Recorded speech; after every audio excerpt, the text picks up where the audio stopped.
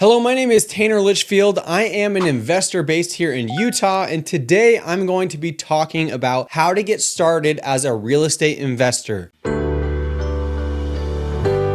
Whether it's your first month, your first 6 months, I'm gonna give you 4 steps on what I would do if I started over for you to dive into this world. Make sure you stick to the end because number 4 is easily the most important. But number 1, I'm gonna keep it very simple. I'm gonna keep it very basic. Read Rich Dad, Poor Dad. If it's been a while since you've read it, read it again. The reason I say this is because it's a very, very simple method of what the investment world looks like. It breaks it down into assets and liabilities, and it resets my brain so that I understand what I'm after. I read this once a year just as an easy reminder for what I need to do to become financially free. So read Rich Dad, Poor Dad. If you haven't read it in a while, read it again. And number 2, listen to as many podcasts as possible on real estate investing. The reason being is because you want to start learning the language. Rich Dad, Poor Dad helps you understand the concept of investing. Podcasts can really help you understand the different strategies, the language that goes behind it, and it helps you get clear on what strategy that makes most sense for you. There are so many ways to make money in real estate. You need to narrow it down to the one that makes most sense for you. Podcasts will help you do that, as well as learning the language. And that's a great transition because number 3 is getting involved in the community. This means going to real estate meetups. This means joining all the Facebook groups that talk about real estate investing, but you need to interact. You need to participate. And it helps when you know the language of real estate investing to be able to participate at a higher level. And so that's why it's a great transition when you learn from the podcast, when you read from Rich Dad, Poor Dad. Now you can go in person, you can go to these Facebook groups, and you can start to participate with these people. Now, why is this so important? Because when you start finding deals, when you start having different questions, now you have a community that you can lean on. So, number 1, read Rich Dad, Poor Dad. Number 2, listen to as many podcasts as possible on real estate investing. Bigger Pockets is a great one. Number 3 is get involved in the community. That includes Facebook groups and in-person real estate investment meetups. So now that you've done these 3, you have a baseline of communication, you have a baseline of the investment, you have a foundation of what investing is. Number 2, you have an understanding of the language and what strategies most interest you. And number 3, with the community side, now you have a group that you can lean on when you have questions. So make sure if you are silent on the background, you will not get what you need to out of these communities. Ask as many questions as possible. Who cares if you feel like you're being annoying? This is what you need to do to learn. Now, number 4, the most important